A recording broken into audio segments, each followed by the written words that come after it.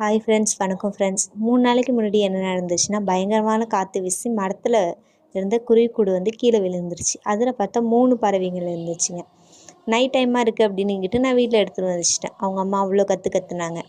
சரி, காலையில் எழுந்திரிச்ச உடனே மாடியில் வச்சுட்டேன். மாடியில் வச்சோன்னா அதில் 3 பறவைங்க இருந்தாங்க.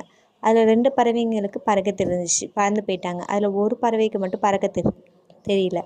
அதை அவங்க அம்மா கண்டுபிடிச்சிட்டு அவங்க அம்மா வந்து 3 நாளாக சாப்பாடு கொடுத்துட்ருக்காங்க. அவங்க அம்மாவும் அவங்க அப்பாவும் பாருங்கள், எங்கே இருந்தாலுமே நம்ம குழந்த வந்து பசியில் இருக்கோம், இங்கே வந்து வச்சுருக்காங்க அப்படின்னு ஒரு புரிதல் இருக்குது பாருங்கள். அந்த பறவைக்கு டெய்லி வந்து சாப்பாடு கொடுத்துட்ருக்காங்க. இன்னும் வந்து இவங்களுக்கு பறக்க தெரியல. பறக்க தெரிஞ்சால் பறந்து போயிடுவாங்கன்னு நினைக்கிறேன்.